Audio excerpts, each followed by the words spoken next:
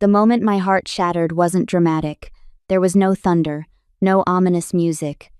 Just the ordinary crunch of gravel under my tires as I pulled into the driveway of my ranch house outside Austin, exhausted from a 10-hour work marathon debugging a client's interface. Then I saw it. Or rather, I saw where it used to be. My Aunt Alice's rose garden, 200 square feet of antique heritage roses, bourbon roses, and climbing Cecil Bruner that had taken her 30 years to cultivate was gone, erased. In its place was a flattened patch of brown dirt, smooth as a putting green, with industrial rolls of artificial turf stacked at the edge like oversized carpet samples. A small bulldozer sat nearby, its bucket still caked with soil and what looked like shredded roots. I sat frozen in my car, hands still gripping the steering wheel, staring at the carnage. The garden had been right there this morning. I had passed it on my way out, noted the early blooms on the Madam Isaac prairie. Now there was just nothing. My vision tunneled. I could not breathe. I stumbled out of the car, my laptop bag forgotten on the passenger seat, and walked toward the destruction on legs that didn't feel attached to my body.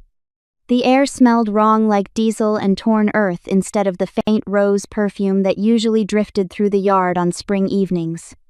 "Oh, Bea, you're home early," my father's voice cut through my shock like a hacksaw. "What do you think? Pretty impressive, right?" Arthur Bennett stood near the artificial turf rolls, hands on his hips in that self-satisfied pose he always struck when he thought he had done something clever. At 62, he still had the build of a former high school football player, gone soft, broad shoulders, thick around the middle, with silver hair he kept meticulously groomed. He was wearing khakis and a polo shirt, like he was about to tee off at a country club instead of standing in the ruins of something irreplaceable. "What?" My voice came out strangled. "What did you do?" "Upgraded the property." He gestured grandly at the dirt. "Those thorny bushes were a liability, Beatrice. Lowered the property value. Do you know how many times I have gotten scratched just walking past them? A putting green, though now that is class. That is the kind of feature that says successful people live here." My mother, Kate, emerged from the house carrying 2 glasses of iced tea. She was 60, but dressed like she was trying to recapture 40 blonde highlights, too much jewelry. A silk tunic with a price tag that could have covered 3 months of the health insurance they swear they can't afford. She had been pretty once, I think, before bitterness had settled into the lines around her mouth. "Beatrice, don't just stand there gaping," she said, handing 1 glass to my father. "You could at least thank your father for improving your property. The neighbors are going to be so jealous." "Thank him?" I could barely form words. You destroyed Aunt Alice's garden. That garden was a bunch of weeds that attracted bees and took up valuable space." Dad interrupted, taking a long drink of his tea. "Your aunt had no sense of modern landscaping. This is a ranch property, Beatrice. It should look refined, not like some overgrown cottage in the English countryside." Those roses were heritage plants. My hands were shaking. Some of them were over 50 years old. "Aunt Alice is dead," Mom said flatly, "and she left you the house, not her garden hobby. Frankly, I think she would be pleased to see the property being managed by people with actual taste." The workers were already unrolling the turf. One of them glanced at me, saw my face, and quickly looked away. They had been paid to do a job. They did not care that they had just bulldozed my last tangible connection to the only family member who had ever actually loved me. "You had no right." My voice cracked. "This is my house. You had no right to..." "No right?" Dad's face darkened. He took a step toward me, and I instinctively took a step back. "I am your father. I have been living under this roof for 2 years, paying my dues, putting up with your rules and your attitude. I have every right to make improvements that benefit the household. Or did you forget that you invited us to live here?" That was the spin, wasn't it? I had invited them. The truth was messier, and it sat in my stomach like a stone. 2 years ago, my parents had declared bankruptcy. Dad's investment opportunities, which I had learned meant gambling on penny stocks and lending money to his equally broke friends, had finally caught up with them. They had lost their house in the foreclosure. Mom had called me crying, saying they were going to be homeless, that Dad's knee was too bad for him to work anymore, that they just needed somewhere to stay for maybe 3 months. tops, while they figured things out, and I, like an idiot, had said yes. Aunt Alice had died 8 months before that, leaving me her custom brick ranch house on 3 acres of Texas hill country. The property was worth over $1 million, a ridiculous windfall for a 28-year-old UX designer who had been living in a cramped apartment in downtown Austin. The property taxes alone were $25,000 a year, but I had been managing. Remote work paid well, and I had been careful. When my parents asked to stay temporarily, I had convinced myself it was the right thing to do. Family obligation, all those things that had been drilled into me since childhood. 3 months became 6. 6 became a year, now it was 2 years, and they had completely taken over. They had moved into the master suite, the entire east side of the house, with its spa, bathroom, and private patio, claiming Dad's bad knee meant he could not handle stairs. Never mind that my home office was upstairs and I had to climb those stairs a dozen times a day. Never mind that I had watched Dad take those same stairs just fine when he wanted to raid the storage closet for my aunt's vintage bourbon. They contributed exactly $0 to household expenses. No groceries, no utilities, no property tax. When I had tried to bring it up, delicately, Mom had cried and said I was punishing them for being poor, and Dad had gone silent and cold for 3 days until I apologized. They treated the house like it was theirs. They threw parties, they rearranged furniture, they criticized my decorating choices, my cooking, the friends I invited over, and I had let them. Because I was weak. Because I did not know how to say no. Because some broken part of me still believed that if I was just good enough, patient enough, generous enough, they might finally act like parents instead of parasites. But this was different. The rose garden wasn't just plants. It was Aunt Alice's legacy. It was the place I had spent summers as a kid, helping her prune and mulch, listening to her stories about each variety, the Madame Hardy she had gotten from a nursery in France, the Reine des Violettes that had survived the freeze of '89, the climbing Don Juan that covered the arbor where she had scattered my uncle's ashes. It was the only place on the property that still felt like hers, like mine, and they had bulldozed it to install a freaking golf course. I want it put back, I said, and my voice came out harder than I had ever heard it. I want you to call these workers off, return the turf, and figure out how to restore what you destroyed. Dad actually laughed. Put it back? Beatrice, those plants are in a dumpster halfway to the landfill by now. What is done is done. Then you can replace them. There are heritage rose nurseries. You can. I am not spending a dime on those thorny death traps, Dad said. He set his tea glass down on the patio table with a decisive thunk. The putting green is happening. The turf is already paid for your credit card, by the way, since you are the one with the account access. You are welcome. The ground tilted under my feet. You used my credit card? It is a household expense, Mom said, like this was obvious. The card you gave us for emergencies. A putting green is not an emergency. Don't you raise your voice at your mother, Dad snapped. His hand shot out and grabbed my upper arm, fingers digging in hard enough to bruise. We have put up with your attitude for 2 years, young lady. You will show some respect, or what? The words burst out of me before I could stop them. You will hit me? You will throw me out of my own house? For a second, I saw something flicker in his eyes. Not shame, something colder, calculation. Then he released my arm and stepped back, forcing a smile. Nobody is hitting anybody. You are being dramatic. This is a good thing, Beatrice. Once the green is installed, I will finally have somewhere to practice my short game. Maybe you could learn to play. We could do it together. Father-daughter bonding. I looked at him, really looked at him, at the fake warmth in his expression that didn't reach his eyes. At Mom hovering behind him, already mentally redrafting the narrative where I was the ungrateful daughter throwing a tantrum over a few flowers. Something in me, something that had been bending for 2 years under the weight of their entitlement, finally snapped, not broke, snapped. Like a bowstring pulled too tight, releasing all that stored tension in one sharp moment of clarity. Get off my property, I said quietly. Dad blinked. What? I said get off my property, both of you. Get out of my house. Mom's eyes went wide. Beatrice, you don't mean... I mean exactly what I said. My voice was steady now, cold and clear. You have overstayed your welcome by 2 years. You have taken advantage of my generosity at every turn. And now you have destroyed the one thing in this house that actually mattered to me, and you are standing there acting like I am the problem. So, get out. Dad's face went red. Now you listen here. No, you listen. This is my house, my name on the deed, my property taxes keeping the lights on, and I want you gone. For a heartbeat, I thought he might actually leave, might grab Mom and storm off in a huff and give me the gift of an easy exit. Instead, he smiled. It was the kind of smile a cat gives a cornered mouse. No, he said simply. Excuse me? I said no.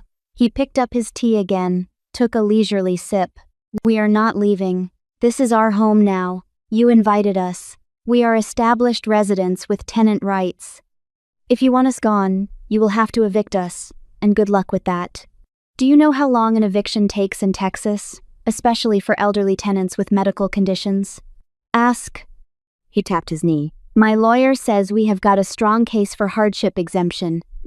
The world tilted again. Your lawyer? Did you think we were stupid?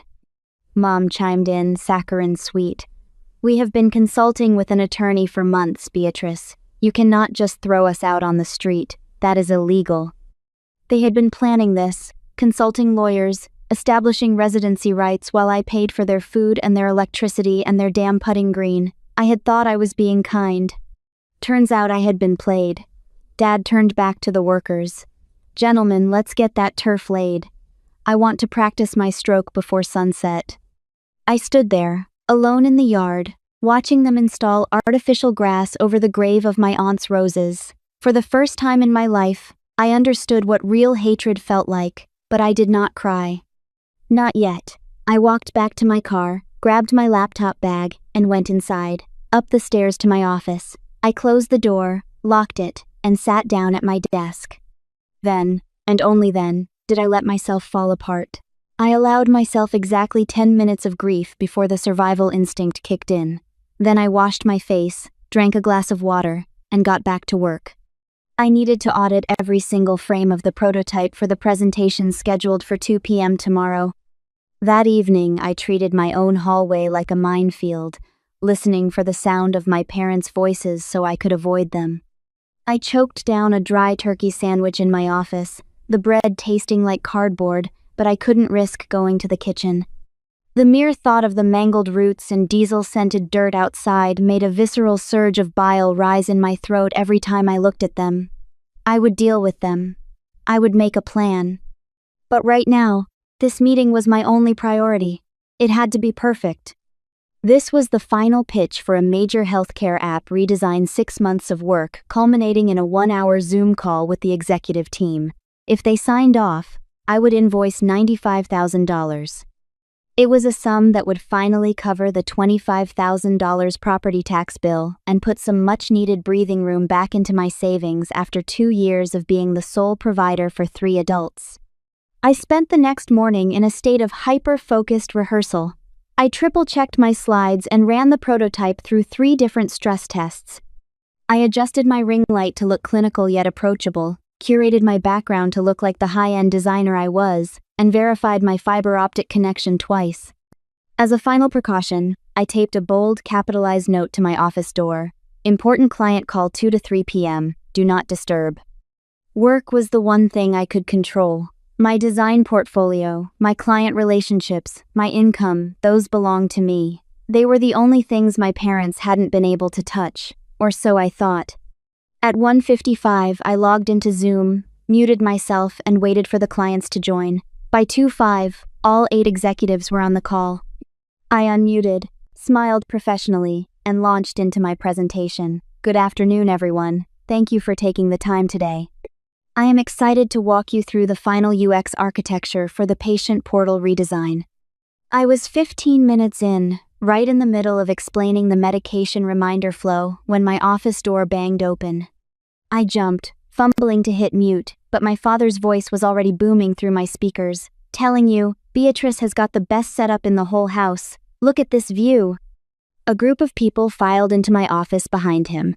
5 or 6 of them, all around my parents' age, holding cocktail glasses, day drinking. Of course. Dad. I hissed, camera still on, clients staring. I am in the middle of a... Oh, don't mind us, Mom's voice, bright and cheerful. We are just giving the Millers and the Johnsons a tour. Arthur, show them the deck. Excuse me for one moment, I said to the screen, trying to maintain composure. I slammed my mouse toward the top of the screen, praying for the auto-hidden zoom toolbar to appear. It flickered into view, teasing me. With a shaky hand, I aimed for the microphone icon and clicked hard. At the exact same microsecond, my father stepped further into the room, his heavy footfall vibrating the floorboards and causing my wireless mouse to jitter. The cursor skipped. Instead of hitting mute, I clicked the gallery view icon sitting a mere half-inch away. The screen transformed instantly. My slides vanished, replaced by a grid of 8 high-level executives staring back at me in high definition. In the chaos of the UI shift, I saw a flash of red in the peripheral of the Zoom window, a notification from my design software, and my brain, desperate for relief, misregistered it as the muted status. I thought the mic was dead. I was certain I was private. I stood up, walked quickly to the door. I specifically asked you not to interrupt. This is a critical work meeting. Work meeting? Dad scoffed. A real job has an office, he continued, playing to his audience now. I could see the Millers and Johnsons exchanging glances. A real job has a boss who can see when you are slacking off. This remote work nonsense is just an excuse to... Please leave, I said, fighting to keep my voice level. We can discuss this after 3 p.m. He looked at me then, really looked at me, and I saw my mistake. I had contradicted him in front of his friends, challenged his authority in front of an audience. His face went dark. You dare? His voice dropped to something dangerous. You dare tell me what to do in my own home? It is not your... His hand shot out and shoved my shoulder, hard. I stumbled backward, off balance, and my hip slammed into the desk edge with a burst of pain that made me gasp. My desk chair rolled away and I half fell, catching myself on the desk, my hand smacking down right next to my keyboard. That was when I heard it, a small, tinny cough from my speakers. I looked back at the monitor. There was no red slash over the microphone icon. Instead, the green active speaker ring was glowing brightly around my window, pulsating with every breath of my father's drunken rant. My stomach dropped through the floor. The CEO of the healthcare firm was staring directly into the camera. He said, Miss Bennett, is everything all right there? I am fine, I managed. I apologize for the interruption. The screen went black, not just black disconnected. All the participant windows vanished. The call ended. Shit, I whispered. Well, Dad said behind me. Casual as anything. Looks like your important meeting is over. Come on, everyone, let me show you the master suite. They filed out like nothing had happened, like they had not just witnessed a grown man shove his daughter during a work call. I stood there, hands shaking, hip throbbing, staring at the empty Zoom screen. My email pinged, subject, contract termination, healthcare portal redesign. I did not need to read it. I knew what it said. Something about an unprofessional work environment. Something about concerns regarding project stability. Something corporate and polite that meant, we saw what we saw, and we do not want any part of it.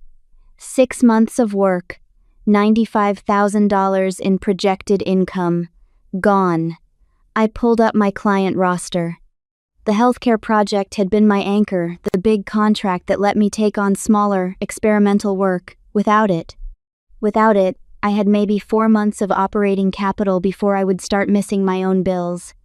4 months to find new clients in a market where everyone wanted to see your previous work, where reputation was everything, where a terminated contract would raise red flags. I sat down slowly, wincing at the bruise already forming on my hip. I did not go downstairs for the rest of the day. I heard my parents and their friends laughing on the patio, heard the clink of glasses and Dad's booming voice explaining his short game strategy for the putting green that did not exist yet. At 7 p.m., I packed up my laptop and left through the front door without saying goodbye. I drove to a coffee shop in downtown Austin, found a corner table away from the windows, and tried to figure out how badly I was screwed. The answer: pretty badly, no major client. Bruised hip that hurt every time I shifted in my chair. Parents who had made it clear they would not leave voluntarily and had apparently lawyered up for a fight I could not afford. My phone rang. Dad on the caller ID. I almost did not answer. But muscle memory from 2 years of conditioning made me pick up. Beatrice. His voice was different now, annoyed, not angry. Where are you? Coffee shop, working. Well, get back here. The irrigation system for the putting green is not working right, and the installer already left. I need you to troubleshoot it. Of course he did, because in addition to being his landlord, his ATM, and his punching bag, I was also apparently his tech support. I will walk you through it, I said, putting the call on speaker. What is the error message? For the next 15 minutes, I patiently guided him through the settings on the irrigation controller. Press this button, turn this dial. No, the other direction. Yes, I am sure. Got it, he finally said. The zone timer was set wrong. Fixed now. All right, I said, my voice flat, already reaching to end the call. I'm going back to. But I stopped, because I had heard something in my earbuds that made my blood turn to ice. Dad's voice, but not directed at me. Directed at someone else. The phone was still on. He had tried to hang up and failed. The buttons on smartphones could be finicky when you had dirty hands from gardening. I could hear everything. Amateur job, Dad was saying. I told them I wanted professional-grade equipment, but Beatrice's credit limit would not cover it. At least it is done. Mom's voice, closer. My hand tightened on my phone. I should hang up. This was eavesdropping. This was... Did you talk to the lawyer again? Mom asked. This morning. He said we are golden. With my knee condition, the court will classify this as medically necessary housing. She can try to evict us, but it will take over a year, and we will get hardship exemptions the whole way. By that point, we will have adverse possession arguments, maybe even claim an ownership stake since we have been maintaining the property. She is stupid enough to let us stay, Mom's voice dripped with satisfaction. And now she has lost that big client. She will be desperate, easier to control. Speaking of which, Dad's voice got sly. Once we get back from Italy, I am changing the lock on that upstairs office. Turn it into my cigar room. She can work from the kitchen table like a normal person. Perfect, and we should talk about refinancing the property, if we can convince her to put our names on the deed for estate planning purposes. One step at a time, Kate. First the Italy trip. Let her pay for that. Prove she is still obedient. Then we tighten the screws. I was frozen. Completely frozen. I hung up. For a long moment, I just sat there in the coffee shop, surrounded by the hum of conversation and the hiss of espresso machines, staring at my phone. They did not see me as their daughter. They saw me as a resource, a thing to be exploited, a naive fool who could be manipulated into funding their retirement while they stole my home out from under me. The Italy trip. I had promised to pay for that months ago, back when I had still believed they were struggling. Back when I had thought funding a modest retirement vacation was the kind thing to do for parents who had had such a hard time financially. They were planning to take my money, go party in Europe for 2 weeks, come back and literally lock me out of my own office, and if I tried to fight, the legal system would protect them. Elderly tenants with medical needs, poor old Arthur with his bad knee, poor old Kate who had never worked a day in her life and would not know how to survive without someone to leech off. I opened my contacts and scrolled to a name I had not called in 2 years, Roman Thorne, the attorney who had handled Aunt Alice's probate. He answered on the 3rd ring. Beatrice? Long time. Roman. My voice came out steady. I need to ask you a legal question. Hypothetically. Hypothetically? He echoed, amused. Shoot. If someone owns a house free and clear, no mortgage, their name alone on the deed, and they have tenants who refuse to leave, does the owner have the right to sell the property? Silence. Then, this is not hypothetical, is it? Does the owner have the right to sell? I repeated. Yes. Roman's voice shifted, became more serious. Property owner always has the right to sell. The occupants become the buyer's problem. It is actually one of the few ways to handle a tenant who has dug in legally. You sell the house, transfer the deed, and the new owner can handle eviction proceedings.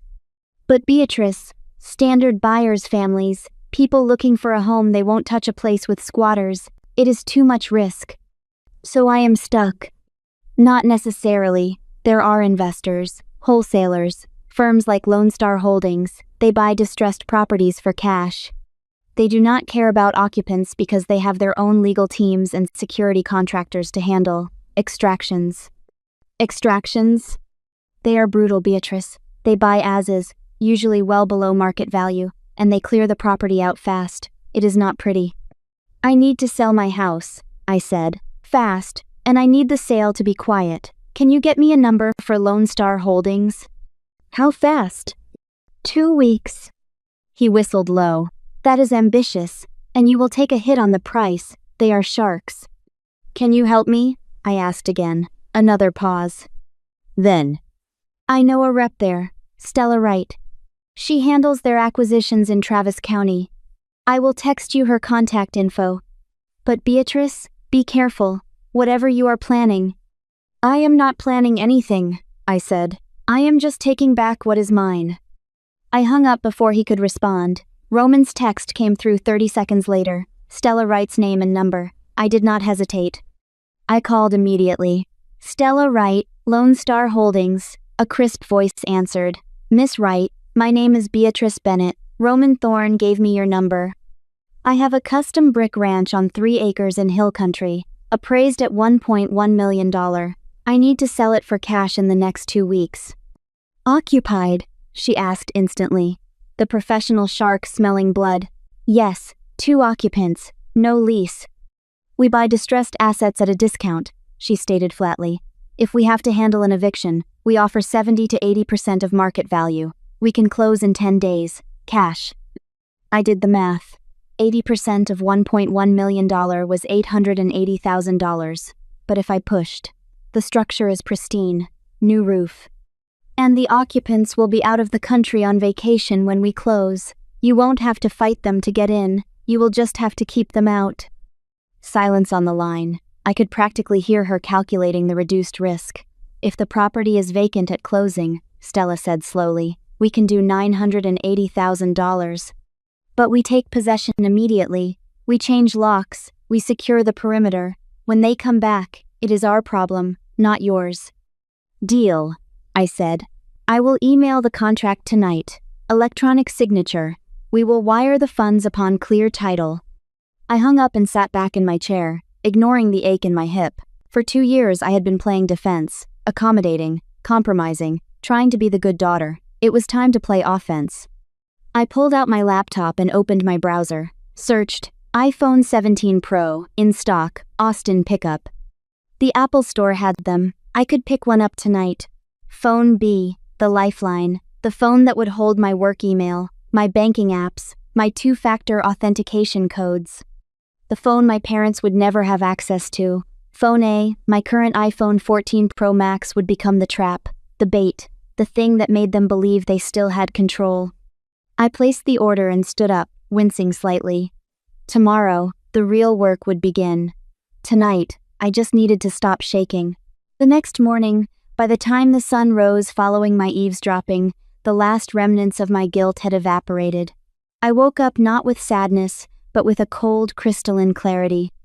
I walked into the kitchen at 7 a.m. to find Dad making coffee like he was the lord of the manor. Mom was at the table, scrolling through her phone.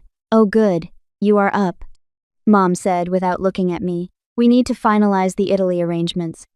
Arthur wants to upgrade the flights to business class. Coach is terrible for his knee, and I found this absolutely darling hotel in Tuscany. I poured myself coffee, watching the steam rise.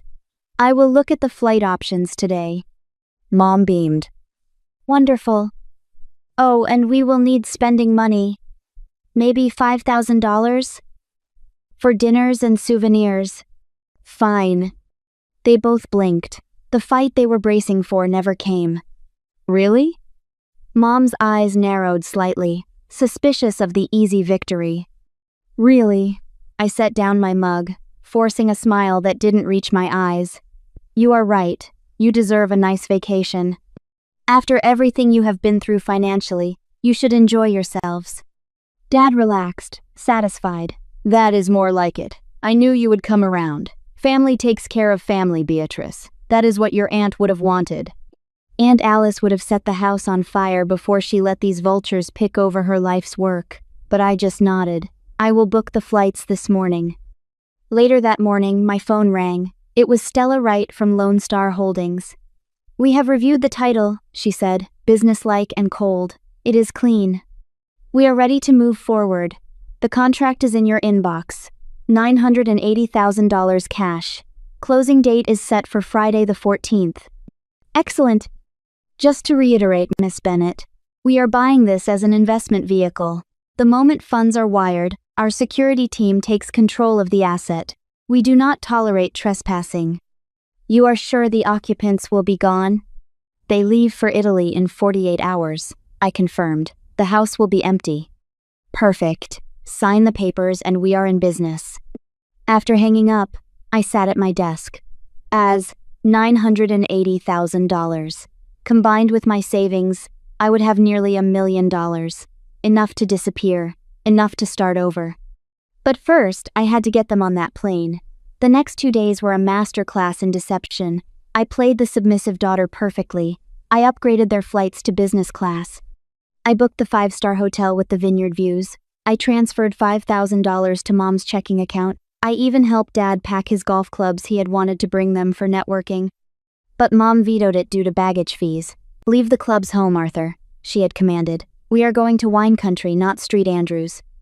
He had grumbled but complied, leaving the heavy bag in the garage. I made a mental note. The clubs stay here. The morning of their departure arrived in a pre-dawn haze. I drove them to the airport at 4 a.m.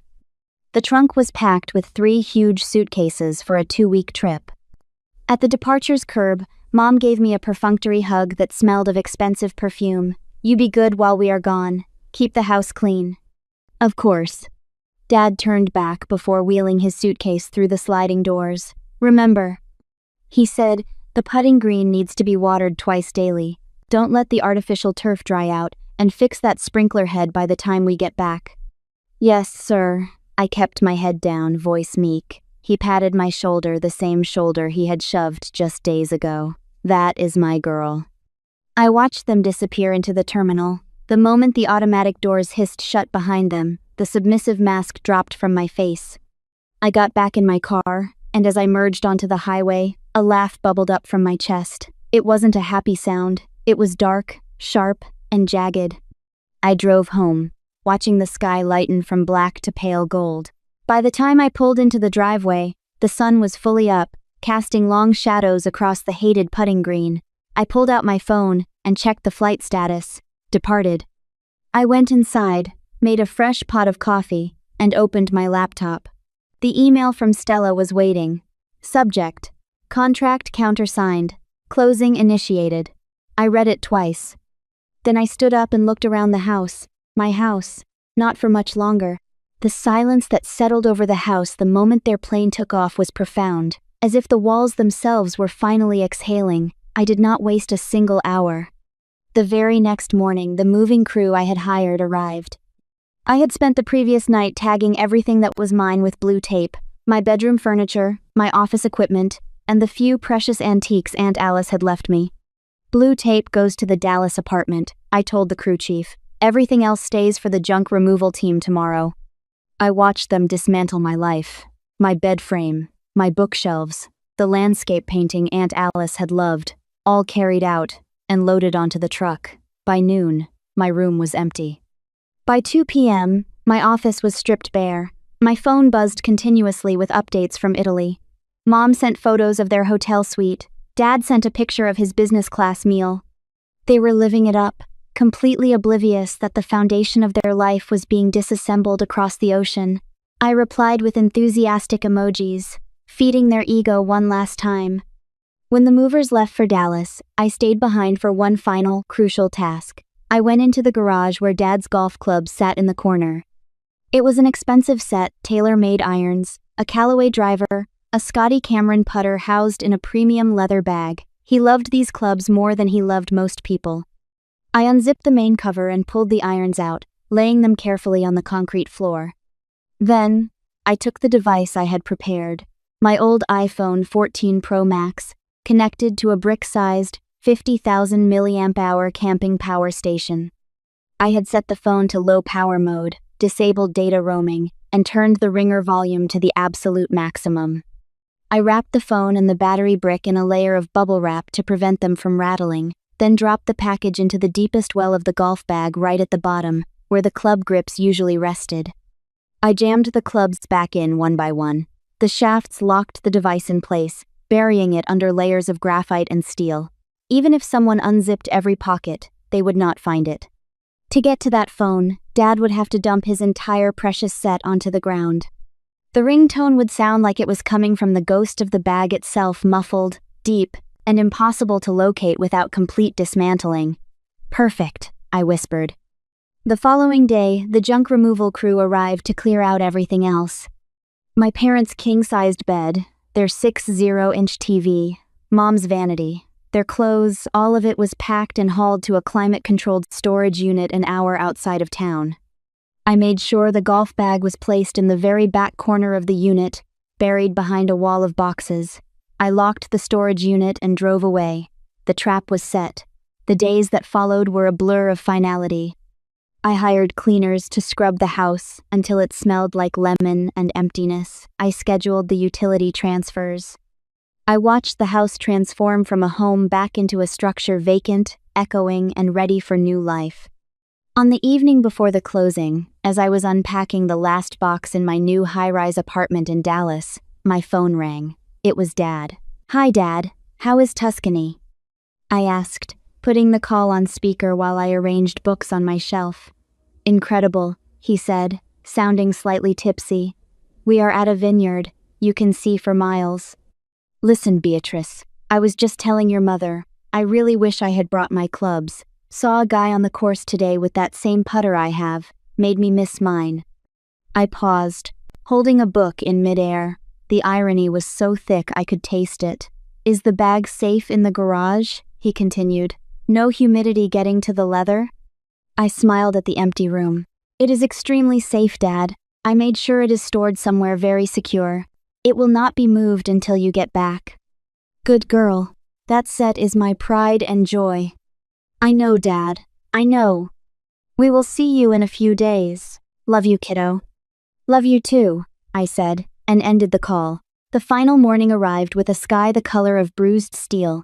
I drove back to Austin one last time. There was no sentimental walkthrough with a nice couple. I met a courier from Lone Star Holdings in the driveway. He didn't even go inside. He just took the keys, handed me a packet of final disclosures, and checked the property off on his iPad. "Asset secured." He muttered into a Bluetooth headset. "Boarding crews will be here at 1,400 hours." Before I left the house for the last time, I stopped at the smart home control panel in the hallway. Fingers flying across the screen, I initiated the ownership transfer protocol. I deleted user dad and user mom. I wiped the entry logs. Finally, I disabled the remote notification system. When my parents eventually returned and tried their old code, no alert would come to my phone. No chime would welcome them. Just a cold red light blinking access denied. The house was no longer intelligent. For them, it was now just a fortress specifically designed to keep them out. We met at the title company at 1 p.m. The room smelled of stale coffee and printer toner.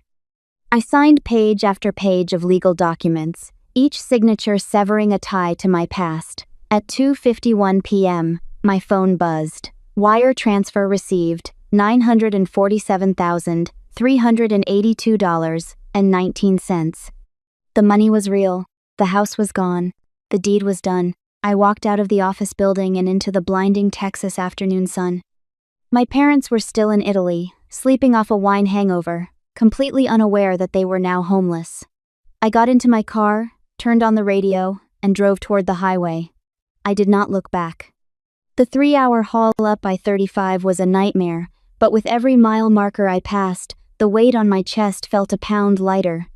By the time the Dallas skyline appeared on the horizon, glowing like a promise of cold, hard steel, B was officially dead. 3 days drifted by in a strange, suspended reality. I knew what was coming, but the waiting was its own form of torture, the good kind, like anticipating the punchline of the world's longest, most expensive joke. I threw myself into work. Reached out to old clients, pitched new projects, rebuilt the professional reputation my parents had damaged. The apartment in Dallas became my command center. Coffee at dawn, design work until noon, afternoon meetings via Zoom with my camera on and my background carefully neutral. Nobody needed to know I had just sold my house. Nobody needed to know I was hiding. Then came the 14th day, Judgment Day. I woke up at 6 a.m., too anxious to sleep. Checked the flight status on my laptop. On time. Arrival at Austin Bergstrom at 8:19 p.m. Lone Star Holdings had taken possession of the property 4 days ago. According to Stella, their asset preservation team had already been through. They had secured the perimeter, drained the pool to save on maintenance, and posted signage. I spent the day in a state of hyper-awareness, watching the clock tick toward evening. At 7 p.m., I ordered takeout and barely touched it. At 7:45, I started refreshing the flight tracker obsessively. Landed. 8:19 p.m. They were home, or rather, they thought they were going home.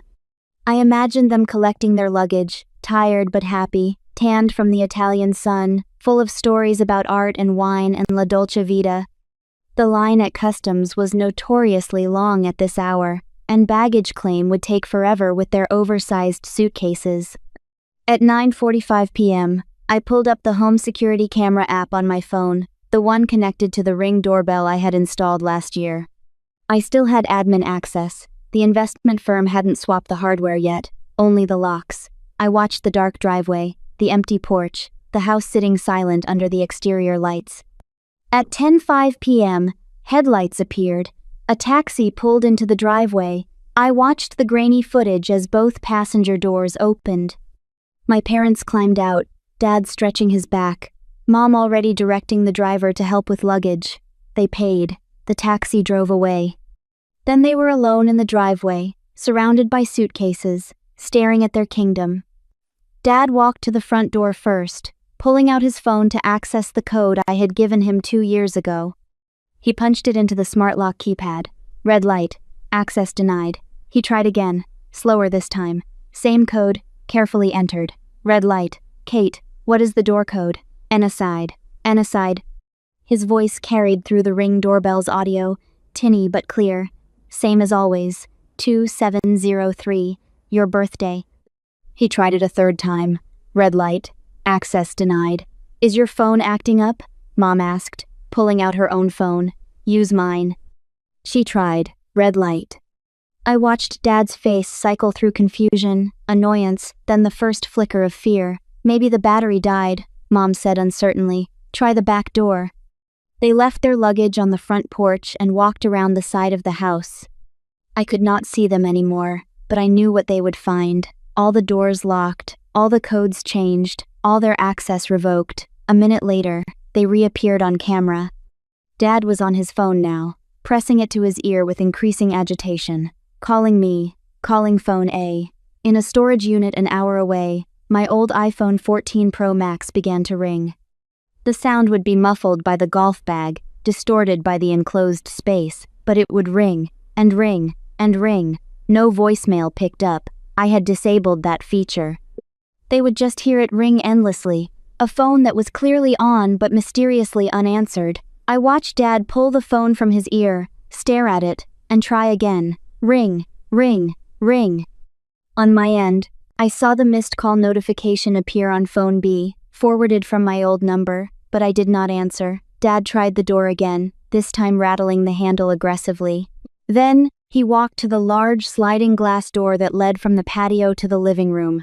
He pressed his face to the glass, hands cupped around his eyes to see through the reflection. I saw him go completely still. Then I saw him stagger backward, nearly falling. Kate. His voice had gone thin. Kate, look. Mom hurried over, peered through the glass. The living room was empty. No furniture, no TV, no curtains. Just bare walls and hardwood floors reflecting the exterior lights. What? Mom's voice cracked. What happened to where is all our... Suddenly, The darkness of the driveway was cut by high-beam headlights. A black SUV, unmarked and sleek, pulled up right behind their luggage, blocking the exit. A man stepped out. He wasn't a neighbor. He wasn't a friendly architect. He was wearing a dark suit that looked expensive, and a demeanor that looked lethal. He held a clipboard. "Can I help you?" the man asked. His voice was not polite. It was the voice of a man who dealt with problems for a living. Dad spun around. "Who the hell are you? What are you doing in my driveway?" "I could ask you the same thing," the man replied, walking forward. He didn't stop until he was uncomfortably close. "I am the asset manager for Lone Star Holdings. We own this property, and you are trespassing." "Trespassing?" Dad sputtered, face going purple. "We live here. This is my daughter's house, Beatrice Bennett. I am her father." The man didn't blink. He pulled a document from his clipboard and held it up. It was a copy of the deed. Beatrice Bennett sold this property to Lone Star Holdings 14 days ago. He stated coldly, "The sale is recorded with Travis County. The property was acquired as a distressed asset, delivered vacant." "Sold?" Mom screamed. "That is impossible. We were just here 2 weeks ago." "And now you are not," the man said. "This is private corporate property. You have no lease. You have no ownership. You are engaging in criminal trespass." "But our things," Mom was hysterical now, grabbing Dad's arm. "Our furniture, our clothes, everything. It was inside." "The property was purchased as is, vacant ownership," the man recited, bored. "Anything left on the premises after closing is considered abandoned property. My crew cleared this unit 4 days ago." "You threw away our things?" Dad lunged forward, his face contorted with rage. "I will sue you. I will sue this whole damn company." The man didn't flinch. He just tapped his earpiece. "Dispatch, I have 2 hostiles at the acquisition site. Send local PD for criminal trespass removal." He looked back at Dad. "I have a security team 2 minutes out, and the sheriff is on speed dial. You can leave now, voluntarily, or you can leave in the back of a squad car. Your choice." "This is fraud!" Dad yelled, though his voice was shaking. "My daughter wouldn't." "Your daughter signed the closing documents electronically and wired the title," the man interrupted. He pulled a business card from his pocket and flicked it toward Dad. It landed on the concrete. "Here is the number for our legal department. Do not come back here. If you step foot on this lot again, you will be arrested." He turned to the SUV driver. "Get the bags off the porch. Put them on the curb." 2 large men got out of the SUV. Without a word, they walked past my stunned parents, grabbed the expensive Italian suitcases, and marched them down the driveway to the public street, dumping them on the asphalt. "You have 5 minutes to vacate the premises," the asset manager said, checking his watch. I watched my parents stand there in the driveway, utterly defeated. The power dynamic had shifted so violently they couldn't process it. This wasn't a family squabble. This was corporate machinery crushing them. Dad tried calling me again. In the storage unit, my old phone rang and rang and rang. "She is not picking up," he whispered, staring at the phone. "Arthur, the police," Mom whimpered, looking at the stone-faced men guarding the house. "We have to go." Dad grabbed their suitcases from the curb, his movements jerky and desperate. Mom stood frozen until he barked at her to help. Together, they dragged their luggage down the road, away from the house that was now just a line item in an investment portfolio. The Ring camera watched them vanish into the darkness.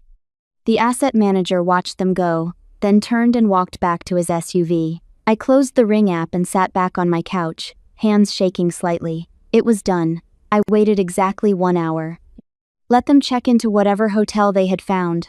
Let them try calling me a dozen more times, hearing that maddening ringtone echoing from somewhere they could not reach. Then I composed an email. The subject line was simple. Regarding the house.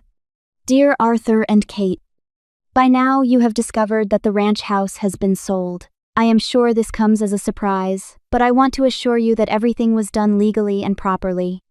The property was mine to sell, and I exercised that right. I sold the property to Lone Star Holdings, an investment firm specializing in distressed assets. They are not the kind of people you can manipulate or bully. As you have likely discovered, they have strict policies regarding trespassing. I understand you are probably looking for your belongings. They have been safely moved to a climate-controlled storage unit. The address is location address. The access code is 1449. Everything you owned is inside Unit D, Row 12. I have paid for 1 year of storage in advance. As for why I did this, I think you know. You bankrupted yourselves through your own poor decisions.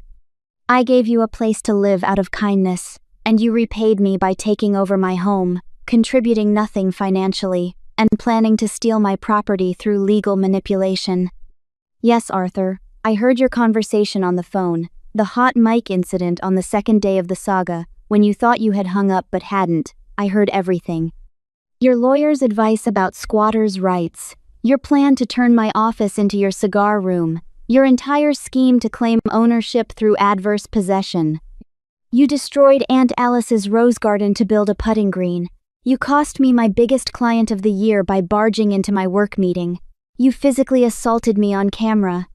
You treated me like a servant in my own home for 2 years. So I sold the house while you were living it up in Italy on my dime. I sold it to a corporation that doesn't care about your stories. And I moved on with my life. You wanted to take what was mine. I took back my freedom instead. Don't contact me again. I am done being your ATM. I am done being your victim. I am done. Consider this the discipline you tried to teach me, reflected right back at you, Beatrice. Then I hit send. The email went out into the digital void, arriving on both their phones within seconds. I imagined them reading it in some hotel room, the full scope of their situation finally crystallizing. No house to return to, no daughter to manipulate, no easy path forward, just a storage unit full of their belongings and the consequences of their own greed. My phone buzzed on the nightstand. Not a text, but a push notification from my mail app. My father hadn't even finished reading my entire message before he hit reply. He was reacting in real time, lashing out at the first thing that stung. You ungrateful little snake. After everything we did for you, after we raised you, you owe us everything. You think you're smart? You're a thief, Beatrice. We're calling the police. Answer your phone. I didn't blink. I blocked his address and archived the thread. 2 minutes later, another notification. Subject: Beatrice. Please read this. We are stranded. Beatrice, honey, please. You don't understand the situation we're in. We have nowhere to go. We are your parents. You can't just abandon us in a hotel room like this with nothing but our suitcases. We're family, B. We can fix this. We can talk about a compromise that works for everyone. Please, just send us the address of your new place so we can come talk in person. Love, Mom. I blocked that one too. I blocked every single one. My blocked senders list was becoming a graveyard of their entitlement. The next morning, I woke up in a different headspace, anchored by an unfamiliar sense of relief. I brewed a cup of coffee, making it stronger than usual. Then, I opened my banking app. The $947,382 was still there, solid and real. I transferred $250,000 to a high-yield savings account. Set aside $150,000 for estimated taxes on the sale. The rest stayed liquid for living expenses and business investment. I had a consultation call at 1:00 a.m. with a potential new client, a startup needing a complete UX overhaul. I showered, set up my laptop in my home office. The call went perfectly. They loved my portfolio. We discussed timeline and budget. By 11 a.m., I had a signed contract for $30,000. After the call, I stood by my floor-to-ceiling windows, looking out at Dallas. The city stretched out below me, full of possibility, full of people who did not know my history, did not know my parents, did not care about anything except the quality of my work. I was anonymous here. Free here, my phone buzzed. Stella Wright, security team reported the removal. Smooth, house is currently being boarded up for renovation. Pleasure doing business with you, Beatrice.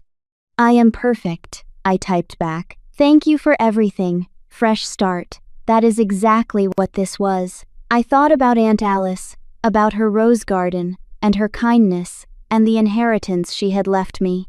She had wanted me to have security, to have a beautiful place to build my life. My parents had turned that gift into a prison, so I had burned it down and walked away. And if the fire also burned them? Well, They had lit the match when they destroyed those roses. I spent the rest of the day working, planning, building, sketched out designs for my new client, updated my portfolio website, researched apartments in Dallas that allowed long-term leases. That night I ordered expensive takeout, poured myself a glass of wine, ate dinner while watching the city lights come on one by one across the Dallas skyline. Somewhere out there, my parents were dealing with the consequences of their actions. Somewhere out there, Lone Star Holdings was gutting the house for profit, and I was here, in my own space, eating good food and thinking about the future. For the first time in 2 years, I felt like myself again, not the victim who accepted abuse as the price of family, just Beatrice, free, solvent, and utterly done with their bullshit. I raised my wineglass in a silent toast to Aunt Alice, wherever she was. I hope you understand, I thought. I hope you would have done the same thing. The city lights twinkled back at me, beautiful and indifferent, and I smiled. 4 months have drifted by since that fateful night, carrying the past away like leaves on a river. I am sitting on the balcony of my apartment in Dallas, watching the sunset paint the skyline in shades of amber and rose gold. The air here is different, quiet, peaceful. No sound of golf clubs clanking against the garage wall at 6 in the morning, no raised voices demanding I make dinner or do their laundry. Just the gentle rustling of wind through the leaves of my newly planted rose bushes. They are arranged in large ceramic pots along the balcony railing, 6 of them, each one carefully selected to mirror Aunt Alice's original garden, David Austin roses, mostly. The same pale pink Eden climbers, the same deep crimson Munstead woods. I water them every morning, checking for new blooms with the same reverence Aunt Alice used to show. It is not the same as having 3 acres of garden space, but it is mine, all mine. The studio is thriving. I used a significant portion of the house proceeds $200,000 to open Bennett Design Co. in downtown Dallas. Glass walls, exposed brick, standing desks with dual monitors. I hired 2 junior designers and a project manager. We specialize in UX, UI for healthcare apps, and we are already booked out 3 months in advance. Turns out, when you are not spending 16 hours a day being someone's unpaid servant, you have the energy to build something remarkable. My phone buzzes the new iPhone 17 Pro, the one that holds my actual life. It is a text from Roman Thorne, my attorney. Thought you would want to know. Arthur called my office again today. 5th time this month, still threatening to sue Lone Star Holdings.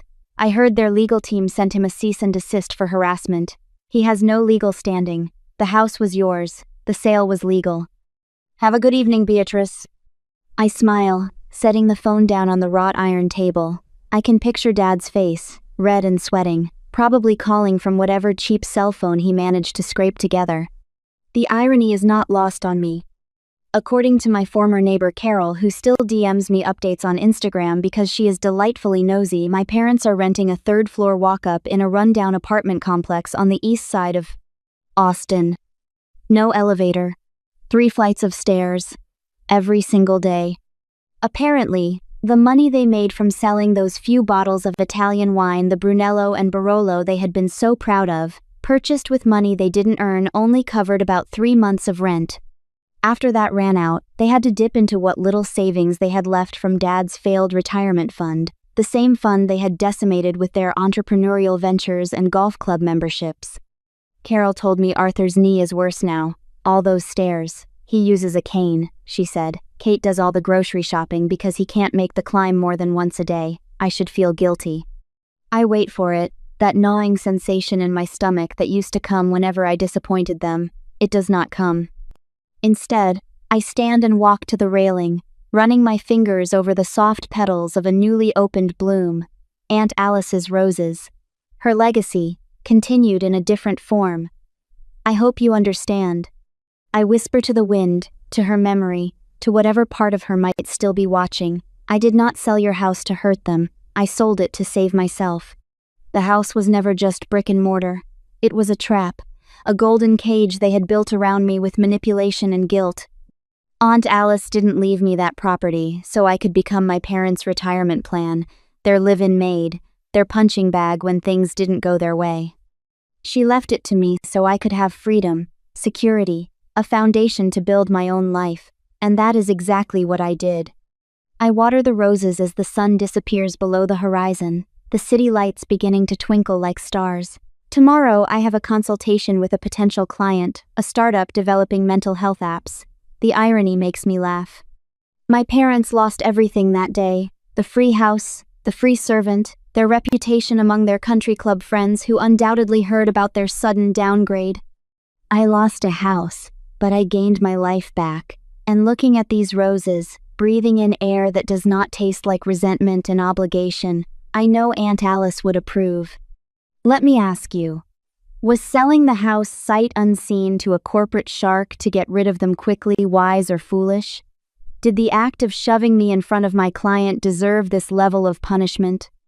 What would you do if you found out your parents viewed you as their retirement plan?